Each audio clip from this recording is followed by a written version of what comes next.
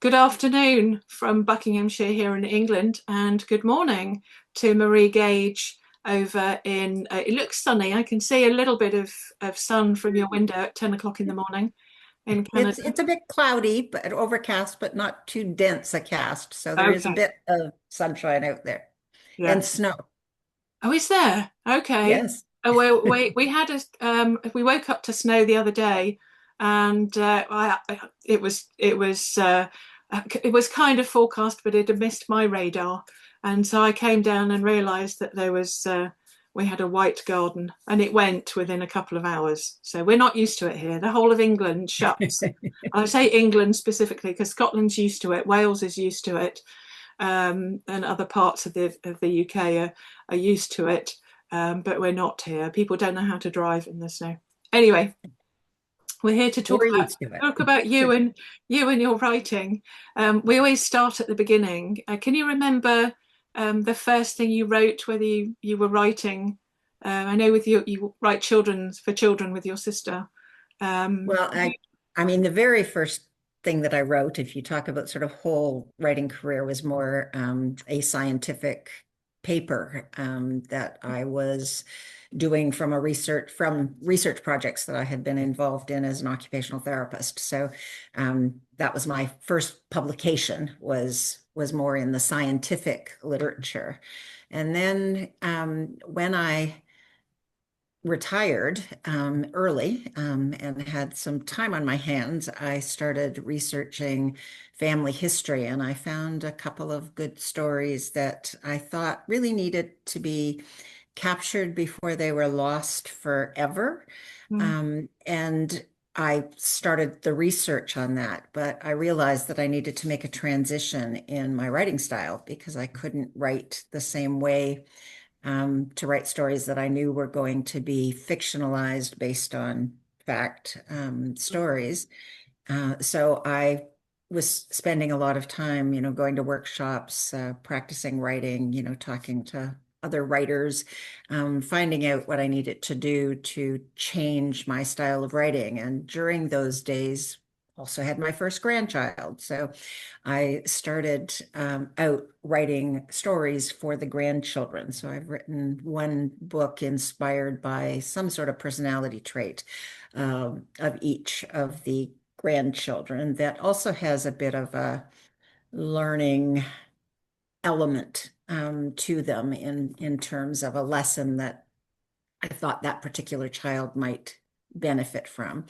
That's not quite as true with my very first one, Blake's Monkey Adventure, but it's true with all the other three that I carried it on to be a lesson for them as well. And is Blake a monkey Blake is a bit of a in real monkey. life? In real life, he was when he Yeah. was when he was little. He's not so much a monkey anymore because he's Right. 13 now. Okay. But he loved monkeys and loved to go to the zoo. And Oh, so I based the story in a zoo with a an adventure right. with a monkey at the zoo. That may or may not have happened. Right. Um, Okay.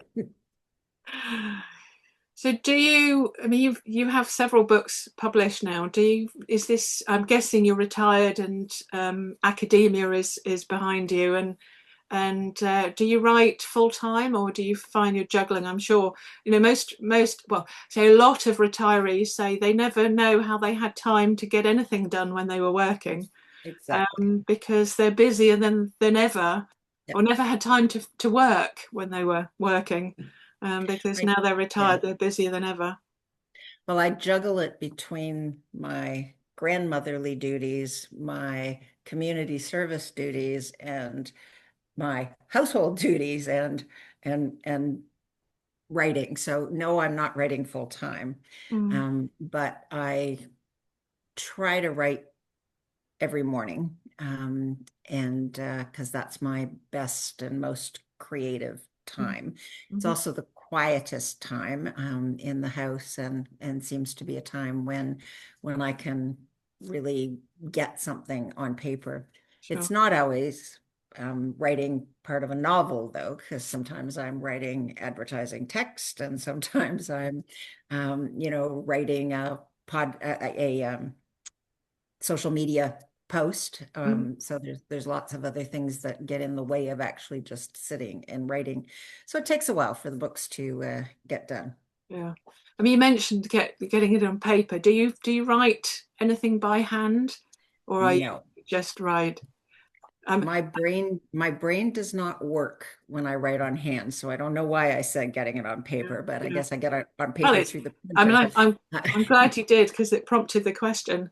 But I Yeah, find no. when I have to write anything by hand now, I'm so slow, and it is quite spidery, because I'm too used to doing everything on the computer. It's much quicker. Well, and a lifelong thing for me has been that whenever I was writing something, as soon as I had to scratch out a word, it messed up my ability to be creative about that for some Mm, reason. I couldn't do it. I'd have to get a clean piece of paper and write it over again, which of course is, you can't get anything done as a writer if you're constantly doing that. no. So having a computer it was a revelation for me in writing because I can now, scratch it out and just keep going. Mhm. And it doesn't clutter my mind, but I really just need to see it complete and looking whole on the paper in order to Yeah. advance. Well, I occasionally mention whenever it comes up in conversation that I was at a Society of Authors lunch a couple of days ago, and they were talking about what they'd been doing since school because there were a few people who hadn't been before, and it got on to careers, the advice we were given by our careers advisor. And back in the 80s, I was told, well, you're female, go and be a nurse or a secretary, and you're not clever enough to be a nurse. And I must admit, I have a cushion that I hide behind sometimes when I'm watching 24 Hours in A&E, when it gets a bit too squeamish. So I would have made a rubbish nurse. But this novel there, Serial Data, the original first draft was 116,000 words, and I did that in 28 days purely Oh, because I was a secretary. I didn't know what else I wanted to do when I left school, and so I was a secretary for nearly 3 decades and ish, and so I can type really quickly. So it's laptops and computers enable us, don't they, as a writer? they do. And I also am eternally grateful that I took a business course at school because I can type 90 words a minute and that gets a lot down on the paper. My ability to produce a lot in any given day is though hampered by how my stories come to me because they come to me in pieces and Okay. are not all sort of planned out at the beginning. And sometimes I need to walk through life for a while Mm-hmm. before I can go on with the next piece of the story that I'm writing. Mm. Do you because on my blog I've interviewed 700 and something over 700 authors from everywhere in the world pretty much, and one of the questions I asked was, are you a plotter or a pantser? And I'd say 95% of authors are pantsers, so they get an idea and then fly by the seat of their pants. And oh, happy Thanksgiving. I didn't say, do you do Thanksgiving in Canada? I know it's very Our much American. Thanksgiving is in October, not now. Is So it? it's at a Okay. different time. Our harvest happens earlier. Ah, So yeah. our Thanksgiving is Oh, earlier. I'm glad then I'm not dragging you away from lunch preparations. No, Big family do. no, you're not. So you're right. You mentioned you touched on children, but you started the novels as inspired by your family. Um, I know there's. Yes. Well, Um, I discovered a journal that my grandfather had written in 1913, 1914. mm, And when I read it, I had no idea where he was in the world because I couldn't find the places on a map. okay. So I sort of had set that journal aside. And then when I was cleaning out the filing cabinet at the resort that we used to own and moving into our home that we now live in, I Mm. found that journal. And of course, Google had created this Google Maps thing that was a treasure in finding unknown places in the world. So I plotted the points in his story and finally understood that he had traveled from the shores of Hudson Bay to Winnipeg by canoe, by stolen canoe, with two other men. And so then I had to find out what on earth he was doing on the shores of Hudson Bay, because it's not anything I'd ever heard of in our family lore. I Right. had heard that he'd missed the Titanic and that he'd been a footman at Buckingham Palace, but I Wow. hadn't heard anything about being on the shores of Hudson Bay. So No. I had to piece these things together. Was he really a footman? Did he work at Buckingham Palace, and how did he get to the shores of Hudson Bay in 1913? And so that started my inspiration for a novel that is based on fact but is fictionalized, because some of the pieces of the story are lost. But the book follows the story as closely as it can. So I always say it follows the path of the story Mm. to the degree that I was able to uncover the path. But the individual scenes are fictionalized and created to be consistent with what I believe Mm. happened. Okay. And I'm guessing you enjoy history, and because it was my probably my worst subject at school, and sadly the curriculum we had at the time kind of beat any love I had for history out of me, and so I kind I, of I I do love history, but and I've been a lifelong reader of historical fiction. That is my passion in terms of reading. I do read much more broadly than that, but historical fiction is my passion. And so to delve into the lives of my grandparents, which, by the way, for anybody watching, these Mhm. are the wedding pictures of my grandparents that are behind me here. They sit on the wall in our dining room, and I believe that they, in some ways, guided me on that first book as I figured out where to go with the story. Um, and now I've lost the train of thought of what I was saying. I was Um, talking about researching and your love oh, of history, but you read right. wider. Right. Yeah. But I do really love the historical details and finding out, the reason my grandfather was on the shores of Hudson Bay had to do with the building of the Hudson Bay Railway, and I had no idea he had an association with that. So it was, and then I learned a lot about the building of the Hudson Bay Railway, which is called the Port of the Prairies, because they were looking at exporting wheat from the prairie provinces of Canada to Europe. Okay. So I learned a lot in the process of, and I learned a lot about my family and about the um, bravery and resilience of my grandparents, particularly my grandfather. Well, something piqued my interest as a crime writer. Did you find out why the canoe was stolen?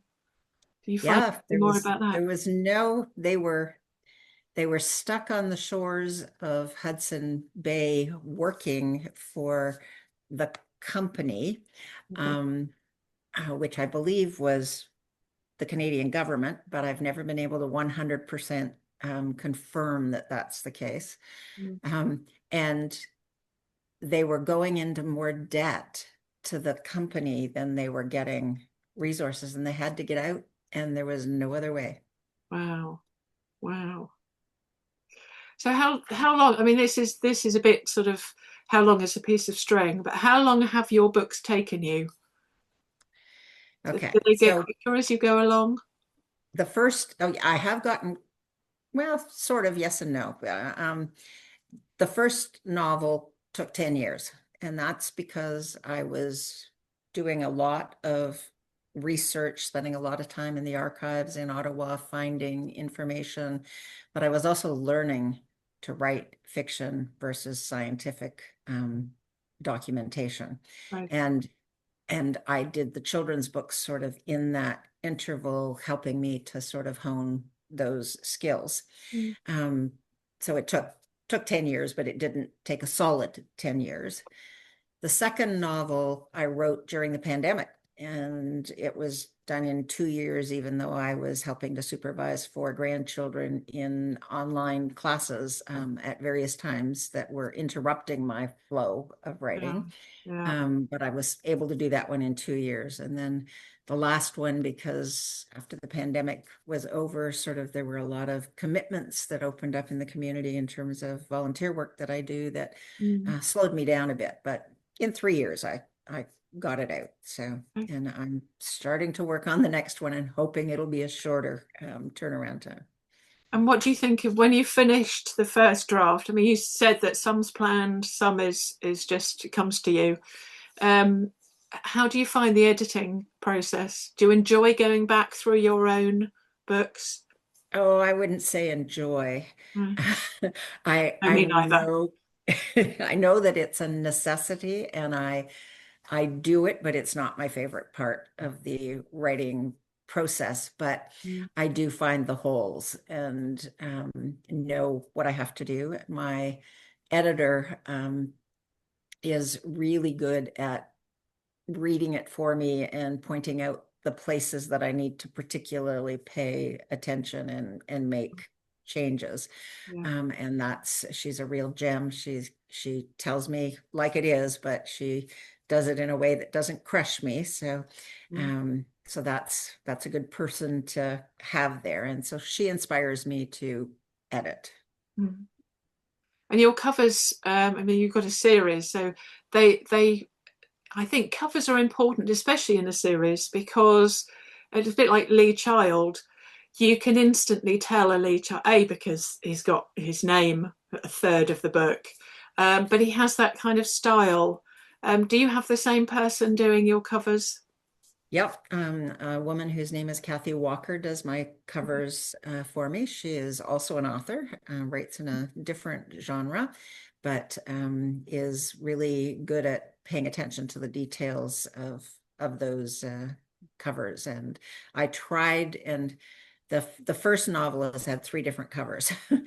so I created the first one myself, and then decided that it just wasn't right. And so I had Kathy create another one, but I guided her in the wrong direction because I was trying to tell the story on the cover instead Right. of grabbing the attention that was needed. So, but We I've learn, learned. don't we, as time goes on.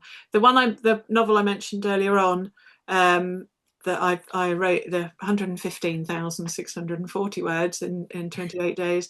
I think that's about the fifth cover.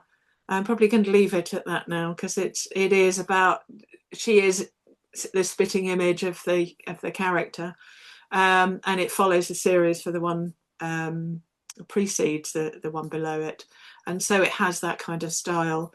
Right. But yes, we do, and tastes change. You find a lot of Richard Osman. You've probably seen the covers with here. He's one of our. He's a TV presenter and quiz show host and so on. But he's done a series of books. The overall label is the Thursday Murder Club, and it sort of started a trend of cream covers with a coloured outline, and then Uh, simple, almost hand drawn covers of various elements rather than people on the front. And now a lot of the cozy crime covers replicate that kind of theme yes, to fit in. So I think we you do have to change with the times. you do. Yeah. You do. But it's frustrating trying to figure that whole thing out when you don't have the resources of a huge publishing house No, behind you. exactly. Exactly. Well, I think even the top publishers, there's a couple of years ago, last summer, I think it was actually, that I took my husband to a literary festival only half an hour away. And there's a crime writer called Mick Herron who writes a Slough House. It's a sort of MI5 type, but MI5 for rejects, CIA kind of thing for rejects, based in London. and it's got Gary Oldman. I don't know if you know the actor Yeah. Gary Oldman. He's the main guy, and apparently he is the character. And we went to hear a talk from this author, and he said that his publisher, all they want him to do is write. So the publisher has marketing people and social media people for him, and I'm sure they run things past him every now and then. But they want him to write, because if he's not writing, they're not getting any more books from him. Yeah. And so it's when you're doing it alone, you have to spend time on getting Yep. people. I know when I published my first book on smash words, which still kind of exists, but Draft to Digital's taken it over. And I said, congratulations, you can watch the number of in the queue, you're ninth in the queue, you're sixth in the queue, you're third in the queue. Congratulations, you're published. And then you expect all the money to be, as a naive debut. You then think, great, it's out in the world and people are going to see it. But it takes, I'm 20 years in now and I'm still working on it. Yes. Yeah. It's It not takes a not while to easy. get going. And I was reading just the other day that you have to have 10 novels before it happens. Right, right. I don't have 10 yet. So, No, I think I'm about half. I've got lots of books, but I think I've got five. One, two, three, four, five, six novels. no, there you go. You got 4 more to go and it'll Novellas, happen. yes, yeah. Keep slogging away. So what do you do when what you've said about looking after your children and helping in the community? What sort of hobbies do you have when you're not writing? And Well, I other spend a things. lot of time reading, which of course is directly related to being able to write well. Mhm. But music is probably the next Okay. sort of favorite activity to relax by. My husband volunteers and is part of something called the Halloran County Folk Society, which puts on a number of concerts in the area. And so we're busy sort of with those kinds of events. And there's, house concerts that happen. So there's nothing better than sort of getting out and listening to music. And once again, that's a different kind of writing when you talk about songwriting. And I'm always interested in hearing those songs. And then we live on a lake. So in the summer when it's hot out, we swim and we have, canoe, kayak, that kind of thing. So getting out into nature Wow. um, is a Um, part of our life as well. yeah, sounds wonderful. So what are you working on currently, and what can we expect from you next? Okay, well, the Is there the next same novel, thing? yep, it's a novel, and it's inspired by once again by a historic by my mother, actually, and my mother's birth story and adoption story. We didn't know my mother was adopted until after she died. Mm, So we've spent quite a few years, particularly my sister Jackie has spent time finding her roots and finding her story and connecting with her birth family. And so that's been an interesting process. But what it's taught me, and I don't want to say too much without giving away too much of the sure. novel, Yeah. but it's taught me that I come from a line of very determined women who don't just do what they're told. Right. And so I need to write that because I think what she did back in 1924 to try and keep my mother was pretty remarkable. Wow. So that's the story I'm on the trail of right now. Wonderful.